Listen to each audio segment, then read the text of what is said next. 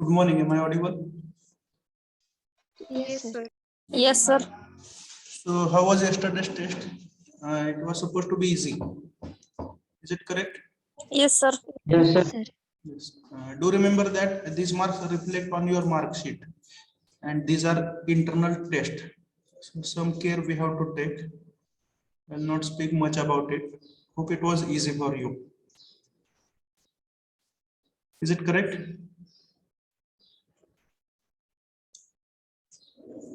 Yes, sir. Hello. Yes, sir. Okay, so today we'll start with unit number 3. Do remember that yesterday we have invested 2 lectures for the revision. Earlier we have invested 1 lecture for the revision before the unit test. Means around 10% of the lecture we are using for revision. Today we'll start unit number 3. Write down.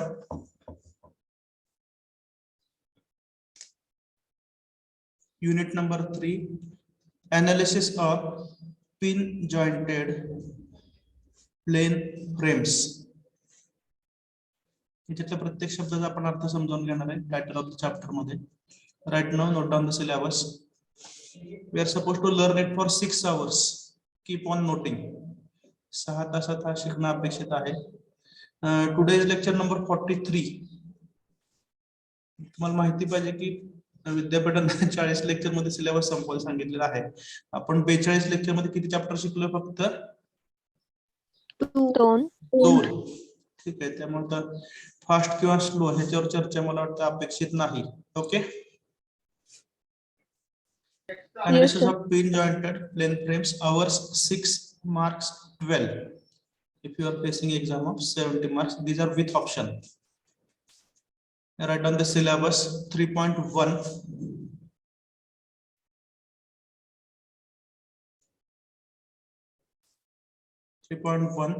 Pin jointed. Screen वरती दिसतो syllabus. Yes, sir. Spelling त्यातनं refer करा.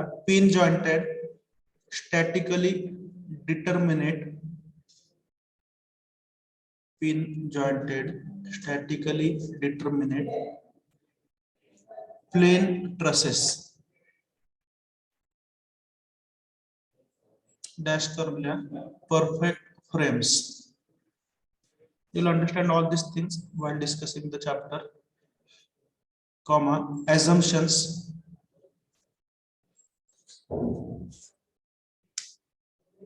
Assumptions, comma, determination of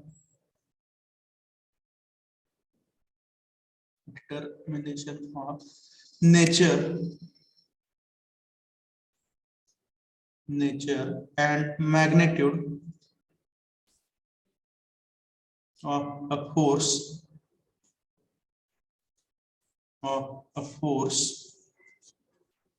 in a member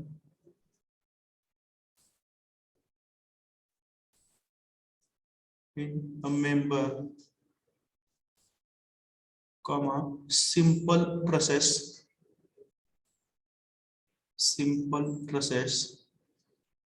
comma, zero force members.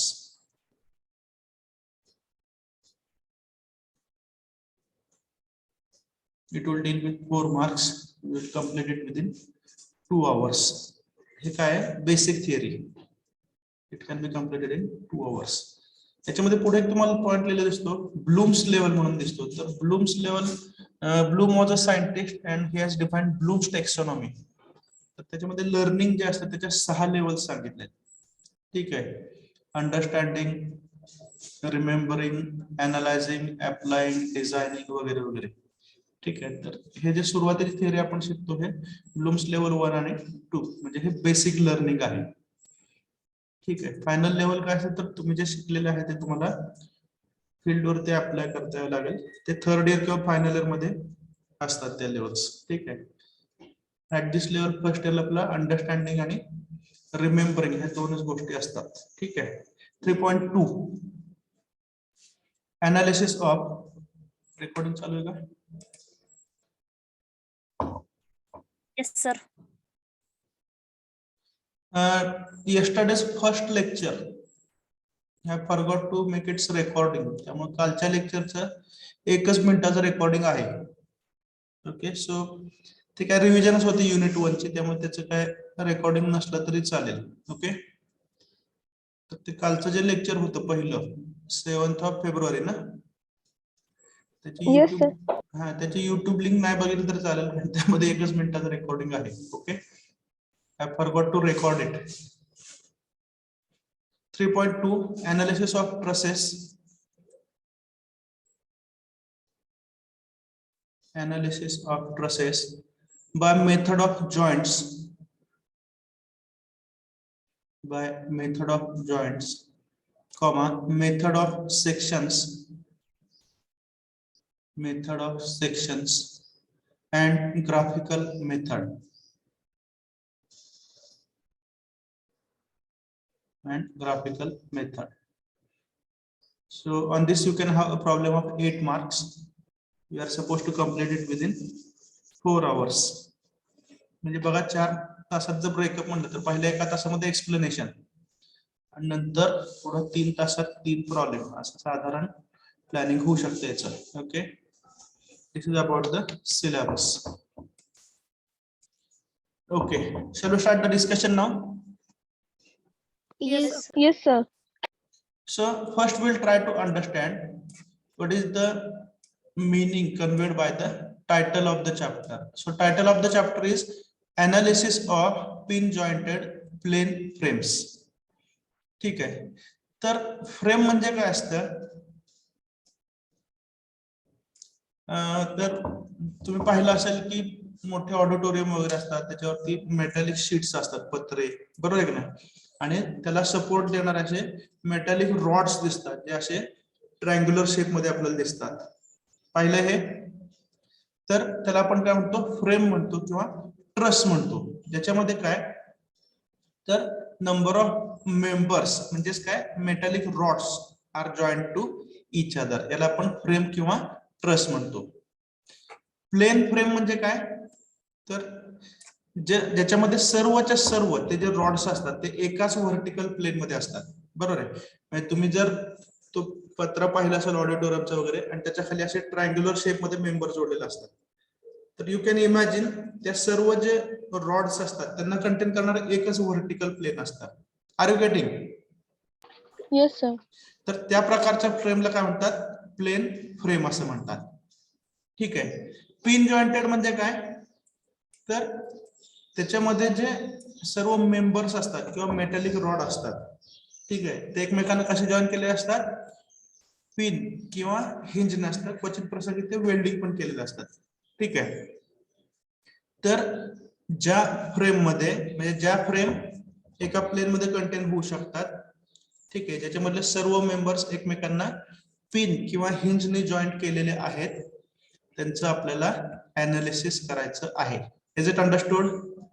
आणि analysis म्हणजे काय, तर त्याच्यामधले forces आपल्याला कॅल्क्युलेट करायचे आहेत. ठीक आहे, so this is about title of the chapter. We are going to analyse, means we are going to find out the forces which are acting in, अशा फ्रेम असतात बघा, तुम्ही पाहिले असतील triangular शेपच्या.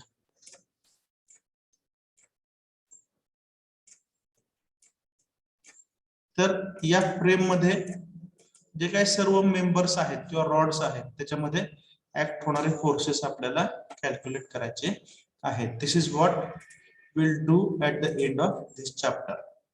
Understood about title of the chapter? Yes, sir. Yes, sir. ठीक आहे, हे लिहून घेताय का स्नॅपशॉट घेताय? लिहून हॅलो, लिहून घेतो sir. ठीक आहे, लिहून घ्या. लिहून घ्या, पटकन पटकन लिहून घ्या please.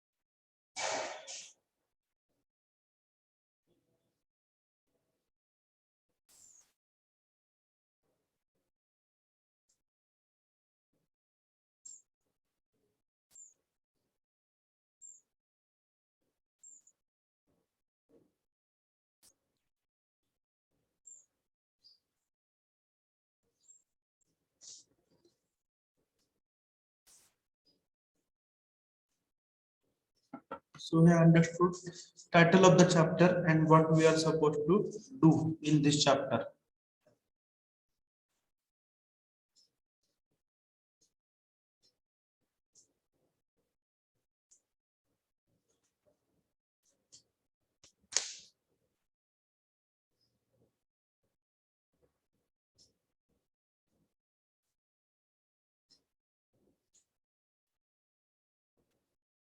Analysis means finding out the results.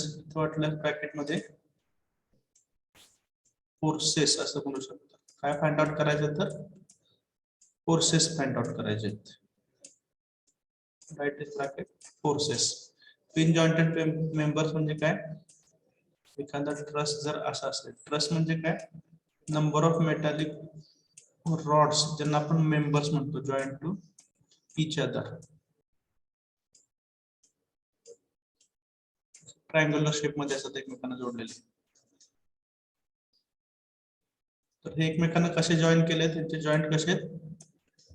Pin joint किंवा हिंज्ड जॉईंट आहेत. नट बोल्टने जोडलेले असतात बघा ते मेंबर एकमेकांना, तुम्ही पाहिलं असेल. कधी कधी वेल्डिंग पण असतं. प्लेन फ्रेम म्हणजे काय? तर ही जी संपूर्ण फ्रेम आहे त्याला कंटेन करणारा एकच व्हर्टिकल प्लेन असतं. त्यांचं अनालिसिस म्हणजे फोर्सेस फाइंड आउट करायचे आहेत या चॅप्टर मध्ये. That is the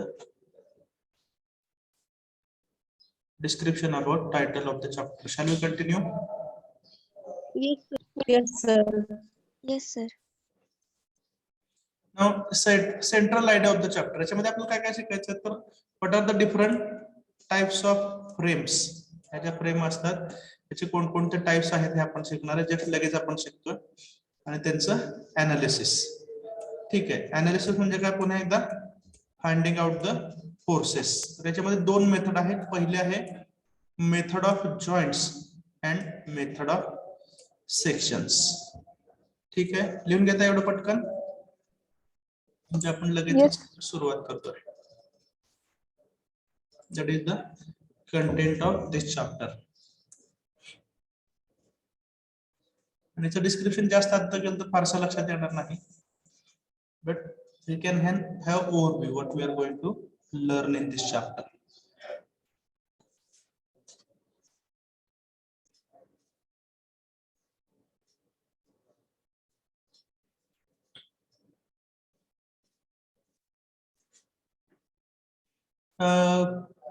Out of curiosity, I have to ask one question.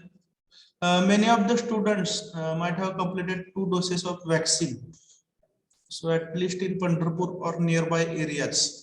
That is my question to you. So those who don't need the hostel, त्यांना हॉस्टेलची गरज नाही, कॉलेजला येऊ शकतात सहजासहजी. ठीक आहे. So what are your difficulties in attending the offline classes? ज्यावेळी आमच्यामध्ये चर्चा होते शिक्षकांमध्ये त्यावेळी काहीतरी इनपुट असावे म्हणून विचारतोय. If these are genuine difficulties, we can think about it. Can you define? जे लोकल पंढरपूरचे आहेत आणि 2 डोस घेतलेले आहेत किंवा पंढरपूरच्या आसपासचे आहेत 5-10 किलोमीटर मधले. सर हॉस्टेल चालू नाही का? हॉस्टेल चालू नाहीत हे मी सुरुवातीला सांगितलं. आणि ते गव्हर्नमेंट ज्यावेळी सांगतं चालू करायला त्यावेळी चालू करता येतात आपल्याला. म्हणजे हॉस्टेल जरी आपले असतील तर ते चालू करण्यासाठी गव्हर्नमेंटच्या वेगवेगळ्या ऑथॉरिटी असतात, त्याची परमिशन आपल्याला लागते. जे लोकल आहेत, जे अपडाऊन करू शकतात आणि ज्यांनी 2 डोस घेतलेत त्यांची काय डिफिकल्टी आहे? Can you please define?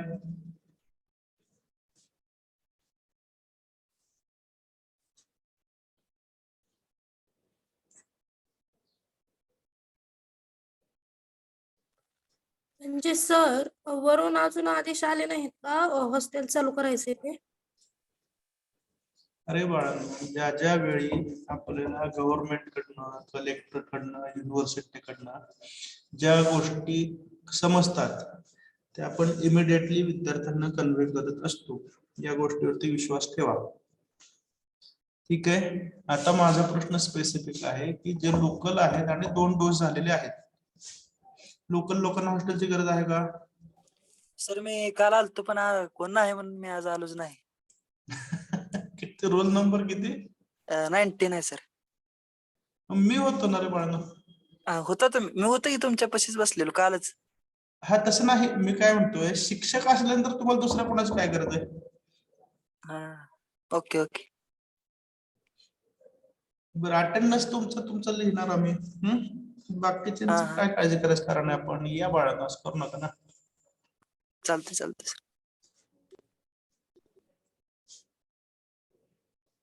Screen चालू करून ठेवले, स्क्रीन बघायला कोणी नाही आज.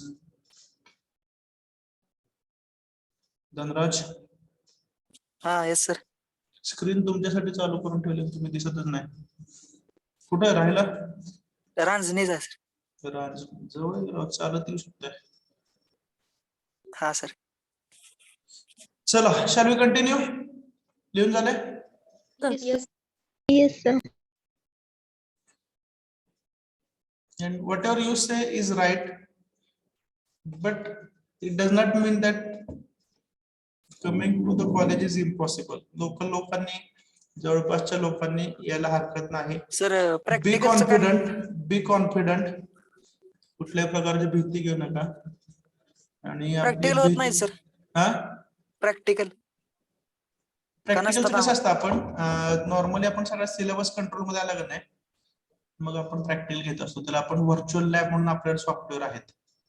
ठीक आहे, तर ते प्रॅक्टिकल ऑनलाईन मोड मध्ये पण घेता येतात आपल्याला. आणि जर तो पण सगळंच व्यवस्थित सुरू झाला तर आपण फिजिकली पण प्रॅक्टिकल्स घेऊ शकतो. त्या दृष्टीने महत्वाचं कसं असतं, आपण स्कोरिंग मोस्टली आपलं हे लेक्चर्स वरती राहतं विद्यापीठाचं, बरोबर आहे का? त्यामुळे पहिल्यांदा आपण मेजर फोकस थेअरीवरती देतो आणि निम्म्या सेमिस्टर नंतर किंवा टुवर्ड्स द एंड, शेवटच्या 1 महिन्याभरात आपण प्रॅक्टिकलला जरा वेटेज वाढवतो. चला shall we continue. Yes sir. ह्या चर्चेला काही अंतच नाहीये, बरोबर ना? 2 वर्ष कोणाला सोल्युशन सापडत नाही. Right down. चॅप्टर आउटकम्स, ह्याच्यामधून आपल्याला काय काय जमलं पाहिजे. ठीक आहे, आता स्क्रीन पहा. चला लक्ष आहे सर्वांचं? Yes, sir. The first thing we have to understand the difference between World Health Organisation पासून ते संपूर्ण देशांना परफेक्ट सोल्युशन मिळत नाही, बरोबर ना? त्यामुळे ह्या गोष्टी आपल्या कंट्रोल मध्ये नाहीत, पण शक्य आहे तेवढा प्रयत्न करूया. Okay, we have to understand the difference between trust and a frame. ठीक आहे, तर फ्रेम म्हणजे कशी तयार होते? when we join number of such elements or rods to each other, यांना आपण काय म्हणतो? मेंबर्स म्हणतो. ठीक आहे, आणि ह्या सर्व मेंबरचे मिळून काय तयार होते? फ्रेम तयार होते. ठीक आहे, इथं असणारा प्रत्येक जॉईंट कसा आहे सांगा? टायटल मध्येच मी तुम्हाला सांगितलंय, Hinge or pin. पिन जॉईंटेड आहे किंवा हिंज्ड जॉईंट आहे, बरोबर आहे? म्हणजे तिथं आयदर नट बोल्ट असतील किंवा पिन्स असतील, क्वचित प्रसंगी वेल्डिंग असेल, असं फ्रेम होते. ठीक आहे, तर most of the times frame हे आपण रेक्टँग्युलर किंवा स्क्वेअर स्ट्रक्चर म्हणून रेफर करतो. ठीक आहे, on the other hand triangular structure किंवा सिरीज ऑफ ट्रायंग्युलर स्ट्रक्चर जे असतं,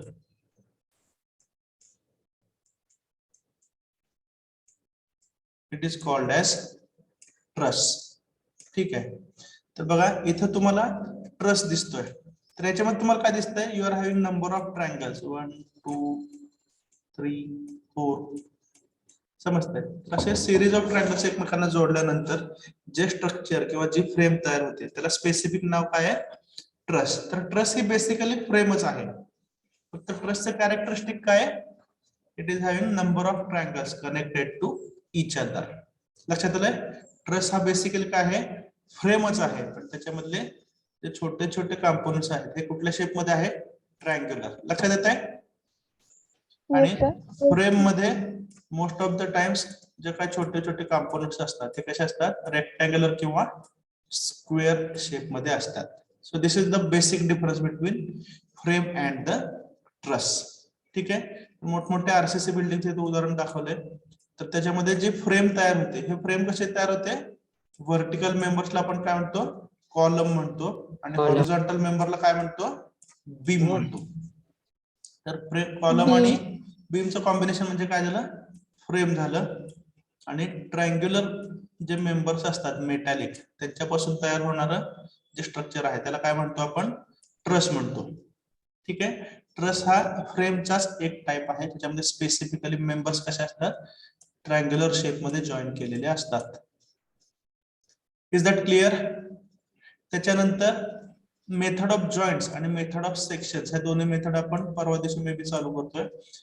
तर त्या वापरून आपल्याला यांचं अनालिसिस, म्हणजे हा जो प्रत्येक मेंबर आहे, मेटॅलिक रॉड आहे, याच्यामध्ये असणारा फोर्स, मग तो टेन्साइल फोर्स असेल किंवा कॉम्प्रेसिव्ह फोर्स असेल, ते आपल्याला कॅल्क्युलेट करायचं आहे. So this is the chapter outcome. म्हणजे at the end of this chapter तुम्हाला या टाइपच्या ट्रसेसचं अनालिसिस जमलं पाहिजे. प्रत्येक मेंबर मधला फोर्स जो आहे, टेन्साइल किंवा कॉम्प्रेसिव्ह, तो आपल्याला कॅल्क्युलेट करता आलं पाहिजे. This is about the chapter outcome. हे आपल्याला मिळणारच आहे, त्यामुळे मला वाटतं इथं काय लिहून घ्यायची गरज नाही. Shall we continue? Yes, sir. Yes, sir. Now, quick revision within 2 minutes. ठीक है. So, what you should know before analyzing the trusses or frames. Truss म्हणजे आपल्याला काय समजलं, तर number of pin jointed members which are arranged in the form of series of triangles. तो झाला truss. त्याचं अनालिसिस करण्यासाठी आपल्याला काय माहिती पाहिजे, तर कंडिशन ऑफ इक्विलिब्रियम पाहिजे. ठीक आहे, तर summation F X equal to 0, summation F Y equal to 0 आणि समेशन एम इक्वल टू 0. ठीक आहे, कारण याच्यामध्ये फोर्सेस जे आपण कसे गृहीत धरतोय, नॉन कॉन्करंट फोर्सेस. समजते का? ह्या 3 ट्रायंगल मधनं पास होणारे 3 फोर्सेस जर घेतले तर ते एका पॉइंट मध्ये मीट होत नाहीत. कुठले 2 फोर्सेस एका ठिकाणी मीट होतात, तिसरा फोर्स त्या ठिकाणी मीट होत नाही. त्यामुळं इथे बघा, हा पहिला मेंबर झाला, हा दुसरा, हे 2 कॉन्करंट या पॉइंटला, समजताय का? पण हा तिसरा फोर्स कॉन्करंट आहे का? नाही. Are you getting? So these are non concurrent forces. आणि नॉन कॉन्करंट फोर्सेस असल्यामुळं जे पाठीमागच्या चॅप्टर मध्ये केलं तेच आपल्याला करायचं आहे. हा चॅप्टर म्हणजे काय आहे, थोडक्यात चॅप्टर 1 आणि 2 ची रिव्हिजन आहे. Are you getting? तर summation F X equal to 0, summation F Y equal to 0 आणि एम इक्वल टू 0, या 3 कंडिशन अप्लाय करायच्या आहेत. 3 इक्वेशन असतील आणि 3 मेंबर मधले 3 फोर्सेस हे अननोन असतील. Have you understood the nature of the chapter?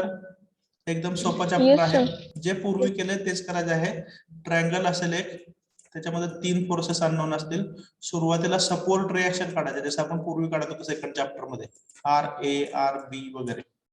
ठीक आहे, आणि नंतर हे जे 3 मेंबर्स आहेत 1 2 3, याच्यामधले 3 फोर्सेस कॅल्क्युलेट करायचे आहेत.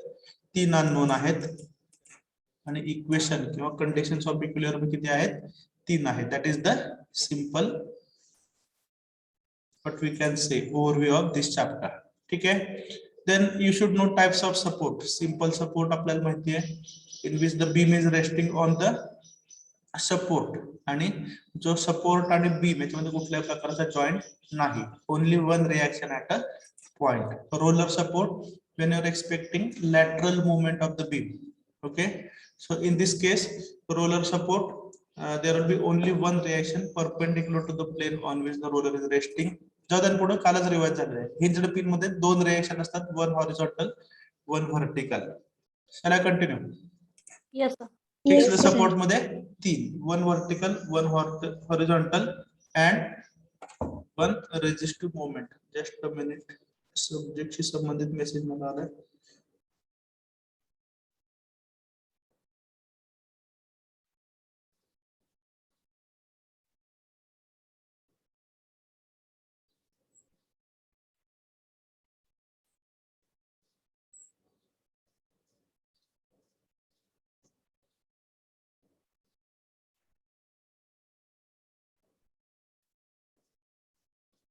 So this is about the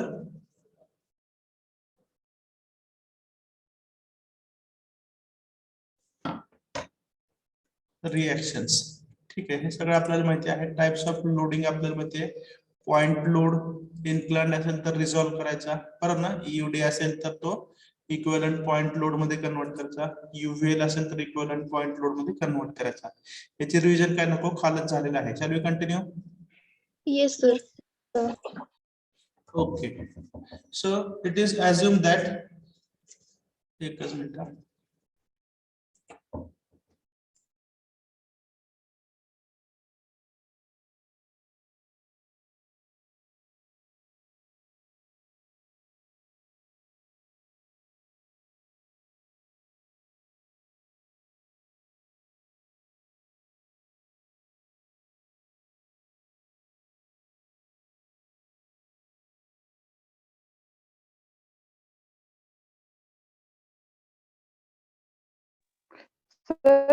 तुमचा आवाज म्यूट झालाय.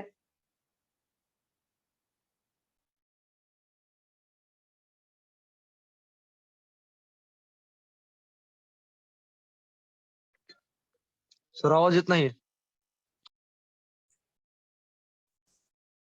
आवाज आला नाही. ओके, रिपीट करतो. Pin jointed frames, right on the next point.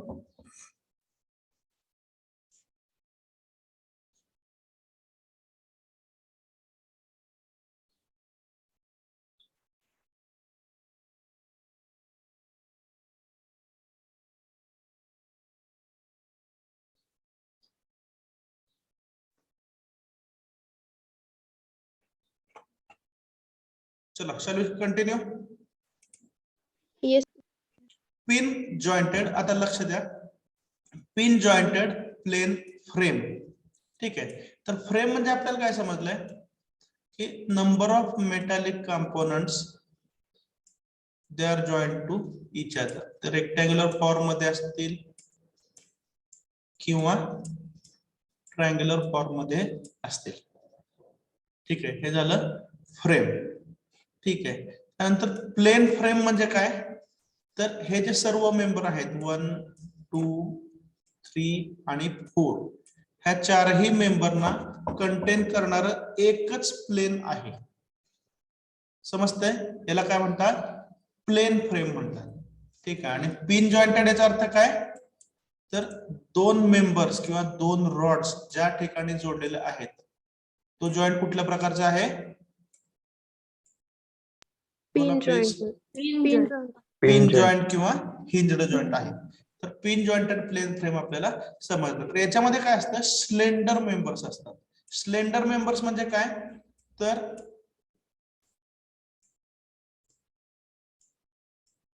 त्याचं डायमीटर कमी आहे आणि लेंथ जास्त आहे. ज्याला आपण L/D रेशो म्हणतो, हा रेशो जास्त असतो. ठीक आहे, त्याला स्लेंडर मेंबर म्हणतो. मी थोडक्यात त्याला काय म्हणायचं, रॉड म्हणायचं. Is that clear. Slender member म्हणजे काय झाले, रॉड झाले. Whose cross sectional dimensions are small. Cross sectional dimension म्हणजे काय, क्रॉस सेक्शनल एरिया हा कमी असतो कोणापेक्षा, लेंथ पेक्षा. असे स्लेंडर मेंबर्स असतात. ठीक आहे, तर पिन जॉइंटेड स्ट्रक्चर म्हणजे काय, त्याच्यामध्ये स्लेंडर मेंबर असतात, एकमेकाला कसे जॉईन केलेत, पिन जॉइंटने कनेक्ट केलेत, आणि capable of taking the load at the joints. म्हणजे जर तुम्ही एखादा लोड त्याच्यावरती दिला, for example weight of the metallic sheet, तर तो फोर्स किंवा तो लोड कुठे अप्लाय होणार आहे सांगा, at these joints. Is it understood. Yes. तर या फ्रेमचा बेसिक उद्देश काय असतो, टू सस्टेन द लोड्स. याच्यावरती जे वेगवेगळे फोर्सेस असतात, म्हणजे रूफ असेल, त्याचं वेट असेल किंवा अजून काय असेल, तर या फोर्सेसना सस्टेन करणं, स्टॅबिलिटी देणं स्ट्रक्चरला, that is the job of, that is the function of this frame. ठीक आहे, ह्या फ्रेम कुठं कुठं वापरतात बघा, तर रूफ ट्रसेस साठी वापरतात. मी तुम्हाला मगाशीच उदाहरण दिलं, रूफ ट्रसेस अशा ट्रायंग्युलर फॉर्म मध्ये असतात का नाही, तर ते रूफला सपोर्ट करण्यासाठी वापरतात. ठीक आहे, किंवा ब्रिज. ठीक आहे, ब्रिजच्या साईडचं जे तुम्ही पाहिलं असेल, तिथे पण अशा प्रकारचे तुम्हाला हे फ्रेम्स दिसतात. त्याचा पण पुन्हा उद्देश काय असतो, to provide stability and to withstand the forces. ठीक आहे. किंवा जर काही तुम्ही मशिनरी पाहिल्या अशा तर तिथे सुद्धा तुम्हाला हे फ्रेम्स दिसतात. पुन्हा एकदा यांचं फंक्शन काय असतं, to sustain the loads during the operation. असे जर काही अर्थ मुव्हिंग मशिनरी असतील बरोबर का, आणि ते जर वेट वगैरे लिफ्ट असतील काय करत असतील तर हे सगळं वेट जे आहे याच्यानुसार जनरेट होणारे फोर्सेस जे आहेत ते सस्टेन करणं आणि अल्टिमेटली ते ग्राउंड पर्यंत ट्रान्समिट करणं, याच्यासाठी हे मीडियम असतं. ठीक आहे. तर ओव्हरऑल ह्या फ्रेमचं फंक्शन काय आहे, to withstand the loads and to provide the stability. Is it understood? Yes, sir. Yes, sir. Yes sir. Note करून घेता मग हा point. Yes sir.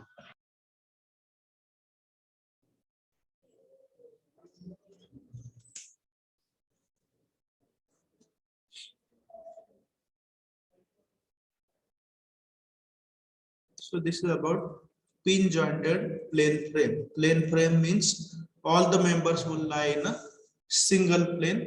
Pin jointed means their joints are hinged or pin jointed with each other. They are intended to sustain the loads and provide stability to the structure.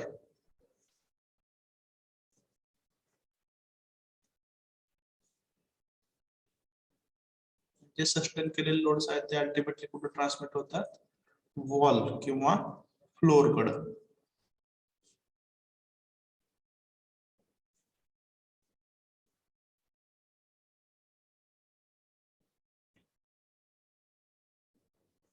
पत्र्याचे मोठे मोठे shade वगैरे तुम्ही पाहिले असतील बघा, तिथे कंपल्सरी यूज करतात. त्याचे सर्व वेट आहेत ते ट्रान्समिट करतात फ्रेम्स किंवा trusses.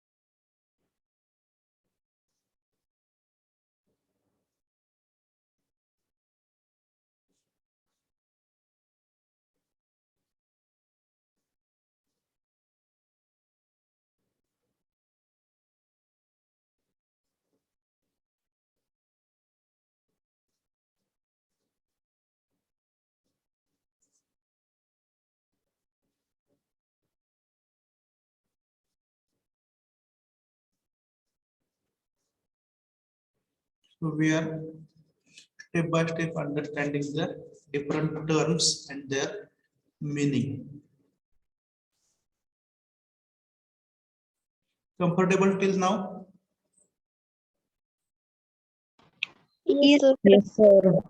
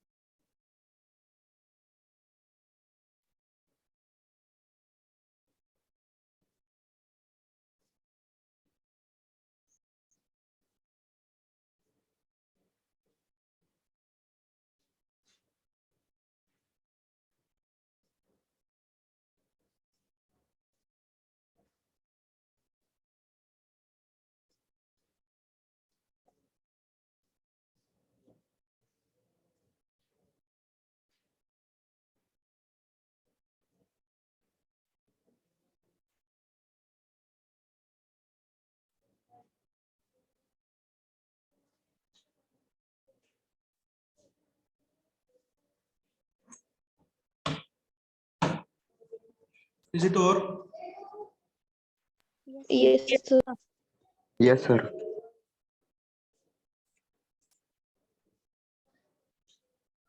Okay. Next point, we want to understand what is the difference between plane frame or truss. ठीक आहे, तर ट्रस म्हणजे तुम्हाला काय समजलंय, ट्रायंग्युलर शेप असतात आणि फ्रेम म्हणजे रेक्टँग्युलर असतात. तर every truss is a frame. ठीक आहे, तर प्लेन ट्रस आणि स्पेस फ्रेम. ठीक आहे, म्हणजेच त्याला तुम्ही असं म्हणू शकता, प्लेन जे आहेत त्याला तुम्ही 2 डायमेन्शनल असं म्हणू शकतात आणि जो स्पेस आहे त्याला 3 डायमेन्शनल म्हणू शकतो. एक minute.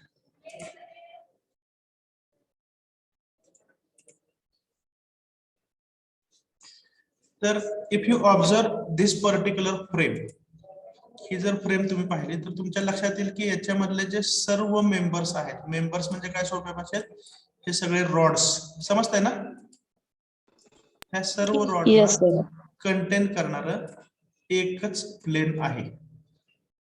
All the members of this frame can be contained within a single plane. त्यामुळे ही जी फ्रेम आहे, it is called as plane frame और 2 डायमेन्शनल फ्रेम. ठीक आहे, तर याचं एक्झाम्पल कुठलं, रूफचे ट्रसेस.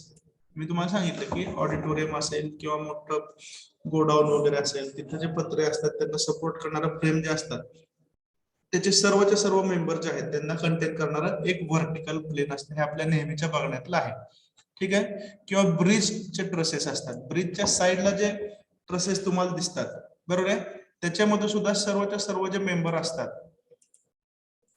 बरोबर आहे का, त्यांना कंटेन करणारं एकच व्हर्टिकल फ्रेम असतं. ठीक आहे, किंवा तुम्ही इमॅजिन करा, आपण जे स्टेअर केस वरून जातो त्याच्या साईडला जे रेलिंग असतं ते समजा हे फॉर्मॅट मध्ये बनवलं असं गृहीत धरा, तरी सुद्धा ते काय झालं, प्लेन ट्रस झालं, because all the members can be contained in a single plane. ठीक आहे, any doubts about this? No, sir. No. याचे कॅरेक्टरिस्टिक बघा, all the members lie in a single plane, they are design to resist the forces. त्याच plane मध्ये असणाऱ्या फोर्सेसला ते sustain करतात, आणि त्याचे example roof truss and bridge truss. ठीक आहे, आता 3 डायमेन्शनल फ्रेम म्हणजे काय, just observe and you will come to know. आता याच्यामध्ये पण मेंबर्स आहेत किंवा रॉड्स आहेत जे एकमेकांना जॉईन केलेले आहेत, बरोबर आहे का. मग आता हे तुम्ही अशा प्रकारचे टॉवरचे बेस पाहिले, ठीक आहे, किंवा हे जे इलेक्ट्रिक आपण काय म्हणूया त्याला, फ्रेम्स म्हणूया किंवा स्ट्रक्चर म्हणूया, बरोबर, याच्यामध्ये पण पिन जॉइंटेड मेंबर्स आहेत, बरोबर आहे, पण ह्या सर्व मेंबरना कंटेन करणारा सिंगल प्लेन असू शकत नाही. Yes or no? त्यामुळे ह्या ज्या फ्रेम आहेत ह्या कशा आहेत, 3 डायमेन्शनल फ्रेम आहेत. ह्या फ्रेम एकाच प्लेन मध्ये कंटेन होत नाहीत. इव्हन तुम्ही ट्रायपॉड स्टँड जरी पाहिलं, इथं सुद्धा सर्वचे सर्व मेंबर हे कसे आहेत, पिन जॉइंटेड आहेत, पण ह्या तिघांना कंटेन करणारा सिंगल प्लेन असू शकत नाही. त्यामुळे या फ्रेम कशा झाल्या, स्पेस फ्रेम किंवा 3 डायमेन्शनल प्लेन. किंवा काय काय ठिकाणचे स्ट्रक्चर तुम्ही पाहिले असेल, असे डोम शेप्ड असतात, बरोबर आहे, आणि त्यांना स्टॅबिलिटी देण्यासाठी आतमध्ये असं मेटलिक फ्रेम रिइन्फोर्स केलेले असतात, बरोबर आहे. तर यांना सुद्धा कंटेन करणारा सिंगल प्लेन असू शकत नाही. So all of these represent 3 dimensional frames or space frames. Just see the examples, you will understand. Towers वगैरे याचे एक्झाम्पल आहेत. लिहून घेताय? काय अवघड वाटत नाही आतापर्यंत? No, sir. Okay, so note down this points. Plane frame लिहिले ना, नाही प्लेन लिहायचं राहिले मला वाटतं. Yes, sir. राहिले.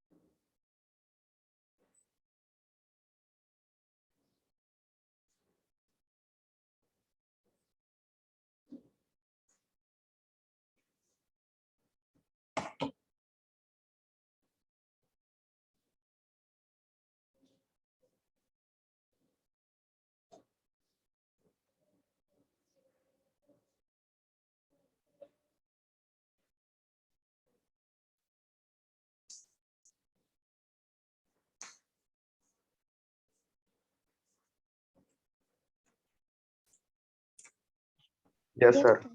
Yes, sir. Yes, sir. Now we are coming to the most important part of this chapter, that is terminology related to the trusses. Trusses मध्ये आपल्याला माहिती आहे की ट्रायंग्युलर शेप फॉर्म होतात, बरोबर आहे का, आणि ते ट्रायंगल एकमेकांना जोडलेले असतात. My first question, okay, what are the truss you are seeing here? Is it a plane truss और 3-dimensional? 3-dimensional. This is a 3-dimensional truss. त्याला आत्ताच काय नाव दिलं तुम्ही 3-dimensional ट्रसला? Space truss. Space truss आहे. ठीक आहे, तर याच्यामध्ये ट्रायंगलचं फॉर्मेशन आहे. टेट्राहेड्रॉन शेप मध्ये 4 ट्रायंग्युलर शेप एकमेकांना जॉईन केलेत. 1 2, बॉटमला तिसरा असेल, बरोबर आहे का, आणि पाठीमागच्या बाजूला चौथा असेल. असे 4 ट्रायंगल एकमेकांना जोडून हा स्पेस ट्रस किंवा 3-dimensional ट्रस तयार केलेला आहे. ठीक आहे, तर समजण्यासाठी बघा, हे जे सगळे आहेत रॉड्स हे स्लेंडर मेंबर्स आहेत. म्हणजे काय, यांची लेंथ जास्त आहे, डायमीटर कमी आहे, तर हे सर्वांना काय म्हणणार आपण? मेंबर म्हणणार. ठीक आहे, and the point at which 2 members or 3 members they are joined to each other, they are called as joints. तर हे सगळे काय झाले? हे सगळे काय झाले बाळा, बोला ना. Joint. जॉईंट झाले. ठीक आहे, आणि हे सगळे कोण झाले? टिक मार्क करतोय ते Members. मेंबर्स. तर लक्षात घ्या, पहिली terminology, members means the slender rods and joints means the points at which they are connected to each other. First point is clear? Yes, sir. ठीक आहे, आता इथून पुढे आपल्याला एक टर्म वापरायची आहे. तर एम आणि जे. तर एम म्हणजे काय? Number of members. Number of members जे आहेत त्याला आपण काय म्हणतोय? एम ही टर्म वापरतोय. हा एक नंबर असेल. आणि number of joints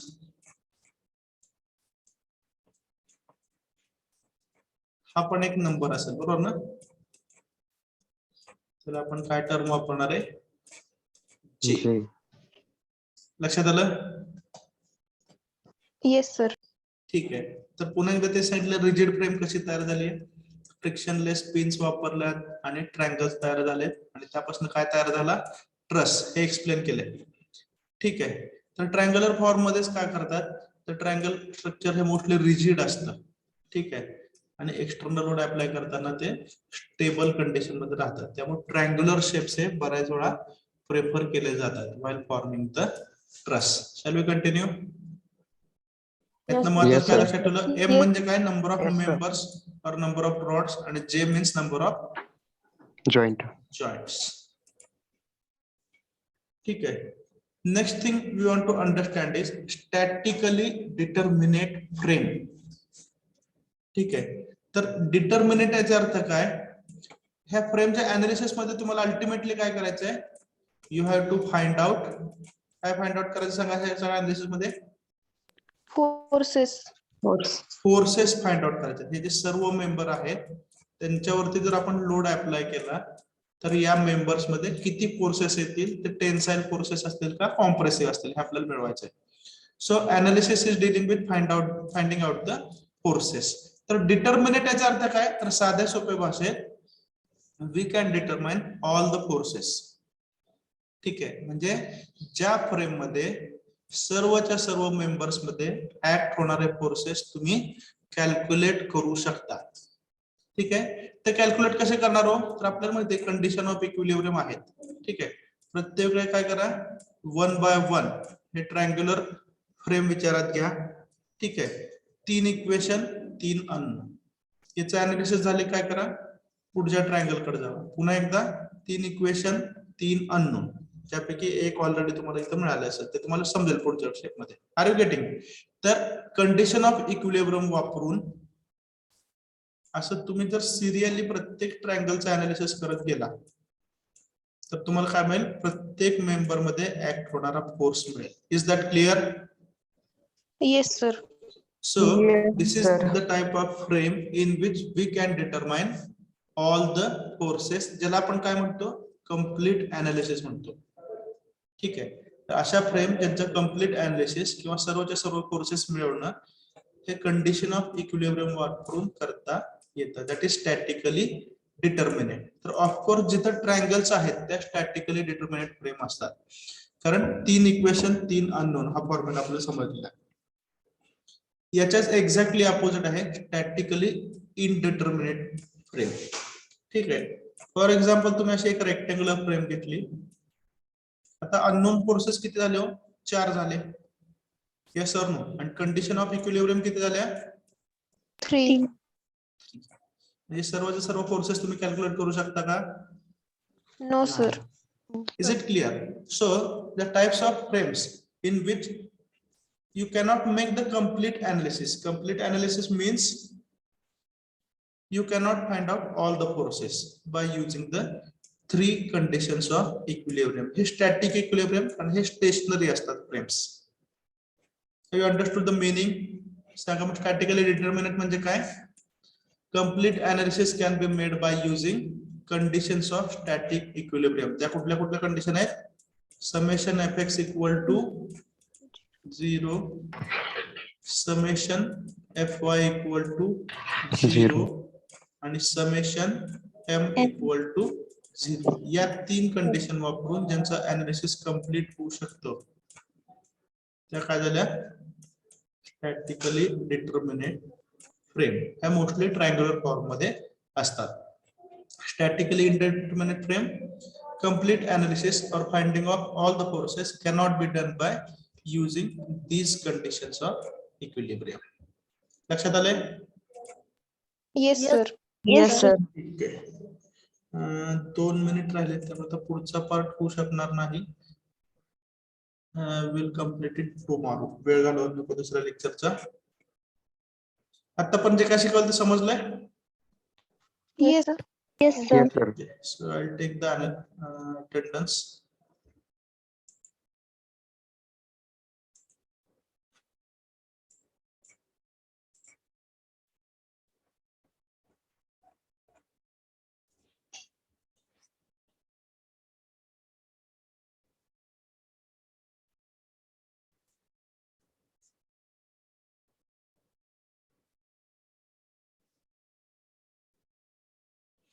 Roll number 20.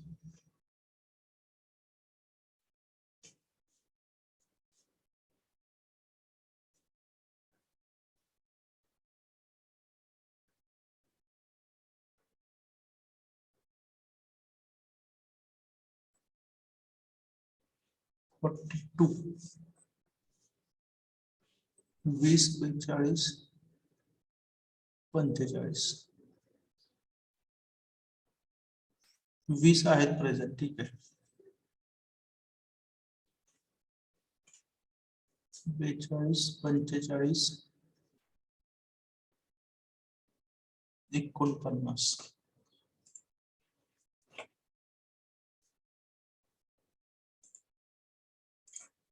42, 45, 49. These are the 3 absent numbers. ठीक है. Shall we stop now? Okay, sir. ठीक है. Thank you. Have a nice day.